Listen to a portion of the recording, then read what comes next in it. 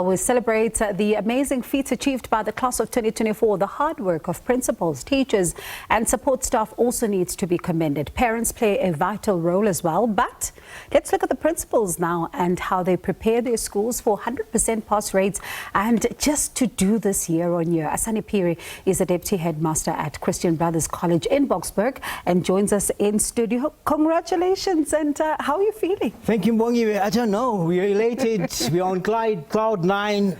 The feelings are just bubbling over. You know, it's very interesting. It's been a long time coming, to put it lightly. Let's talk about your school's results. Yes. Let's talk about them. How did they look? Our results were superb. Okay, 100% pass rate, 89% bachelor degree exemption, 11% diploma, which translates to all of our learners. The class of 2024 with 63 learners, they all basically transcend into third level education. So they all qualify. Whether it's a bachelor degree, whether it's a diploma, they all qualify. But what's so important is to look at the quality of the pass. The quality of the pass has been outstanding.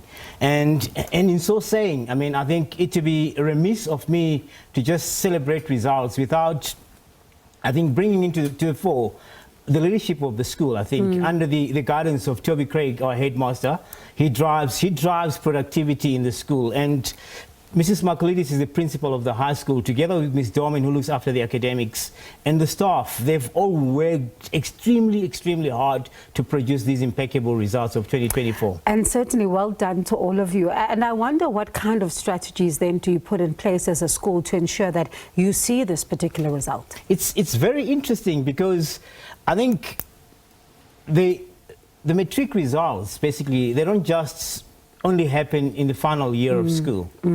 Matric basically starts from the germination stage. That's from triple naught, because we run a 3-tier school. It starts from triple naught, where you've got all the hard-working teachers that lay the foundation. That foundation progresses to the junior primary school, to the senior primary school, and then the high school just puts the icing on the cake. But in all honesty, I think the most important thing is to basically undertake constant monitoring. Wherever the learners are found to be wanting, there's got to be communication between home and the school, and so that we nip those red flags in the bud and bring everybody to the levels that we envisage to basically get them to at the end of that matric year. Sure, that's interesting. And pause for a second for me. I do understand we have Zebulon Miya as well, who's joining us via our video link, and he's a principal at Harrismith Senior Secondary. Good evening to you, sir, and thank you so much for your time. Congratulations. Thank you very much, and good to have me here. Let's talk about the results of the school. How proud are you of your learners? I'm very proud. I'm in level cloud number 9 already. Yes. And I'm sure if there was a cloud higher, you would be there. I would be there, obviously. Tell us about your school. Tell us about Harrismith Senior Secondary School. What kind of school is it, and some of the learners that you have there? It's a quintile 1 school, a non-paying fee school, and learners are from the shacks around the township. Very few learners are coming from the township. Most learners that we are having are learners that are child-headed families. They are from child-headed families.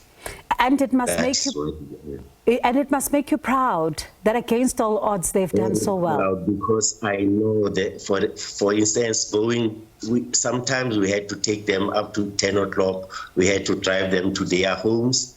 And when we reached their homes, there was even no light. They are in the shacks. They're very dark. It's very dark in that place. So it's very difficult for them to pursue their education. What a special school. And you know, as you listen to what they've had to overcome, it speaks about their resilience as well. And I'm coming back to you, Asani, here in studio. What are some of the challenges that you saw as a deputy headmaster when it comes to some of the learners and really over time getting to matric? What have they had to overcome? I think the most interesting thing is that, because if you look at the school setup, the curriculum basically is both academic and core curriculum, where there's got to be management of time, and in most cases, interestingly, when I look at from our case, the students that achieve the most, they also achieve elsewhere in the other facets of their education, be it sport, be it the cultural. So most of it is got to do with time management. It's very, very important to manage time, you know. And when I look at it as well, I mean, on the one end as well, obviously, the learners do not all come from the same background. They come from different backgrounds. I mean, we're an inclusive school, and we resemble the rainbow of this particular country. And obviously, the resources that people basically have are also different. But at the end of the day, when you look at what these results basically reflect, they reflect hard work, they reflect resilience, they reflect sacrifice from so many ends, where people basically have forgotten about the 100 hours they spent on the rugby field, but obviously cultivated more on the academic side.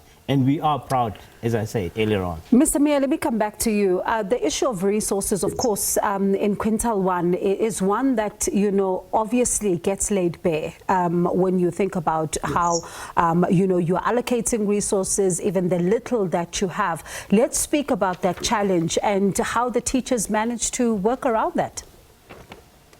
It's a very big challenge because some of the learners cannot even buy the simple instrument, mathematical instrument. We are really struggling, but we try to make ends to meet. We are improvising. Teachers sometimes they go to their pockets and get some funds to fund the learners so that they can be at school. Because even on Saturday, we have got a very big problem. We need to feed them. They are coming from families that cannot be able to sustain them when it comes to food and stuff. So it's very difficult. We are trying, I must say. How do you keep them motivated? Because we know that sometimes circumstances can dampen their mood. So how do you keep them motivated? We speak to the learners most of the time. There are some motivations we make, and even food is helping us to keep them at school, because we give them food in the morning, breakfast, and we give them food during the day. And sometimes we have to give them food even for the evening so that they can be able to be motivated to come to school and keep on working, because really they are really struggling. Yeah, and coming back to you, Asani, you talk about an inclusive school, and we know sometimes there can be dynamics there that are at play. So how do you as a school motivate them, especially in that area, to, you know, everybody see themselves the same and not see the different colors, because we know sometimes how things can get? I think it's very interesting, because I'll spend the whole day in the studio trying to explain to you, I think, the history of the CBC, basically. CBC schools are strewn all over the world, and they basically emanate from a stable somewhere in Ireland, where its first school started in 1802 by a gentleman called Edmund Rice. The whole idea was to educate the less fortunate in the community. And our ethos, the Catholic ethos of the school, basically give us a grounding, and they enable our learners to all basically be as humble as they can be. And in so doing, that basically enables them as well, you know, to drive themselves to achieve in so many areas. Yeah. And as someone who attended a CBC school, I know exactly all about humility and how we were taught to do that. But coming back to you, Mr. Miya, when you just really think about your learners tonight, some of them are probably just watching. What do you say to them? I would say, guys, let's keep on working. It's been a long journey. You have been cooperative. You have been working with teachers, and you have been studying very hard. Keep on pursuing and trying to get your objectives. You really have to do better than what we have done right now. Asani, for you? Mongi, I think I take this opportunity to congratulate the class of 2024. It's interesting because 10 of those learners basically make up the honors board. And that's the longest that we have to basically update on the academic side of the honors board. And I congratulate as well the staff, the parents, the entire Boksburg, CBC Boksburg community, because it takes a village to educate a child. We are proud, and all I can say is that I think the challenge has been thrown to the class of 2025. Whoever is watching this evening, please just unpack your books and be ready for the challenge. All right. Thank you. Okay. I know you've congratulated, both of you have congratulated your staff, right? But Miya, I would like to congratulate you as well. What you've achieved against all odds with such adverse conditions is something that really is commendable. Well done. Well done. And for staying the course, and really for you and the staff there at the school, a job well done. Thank you very much. Thank you very much. We really appreciate this.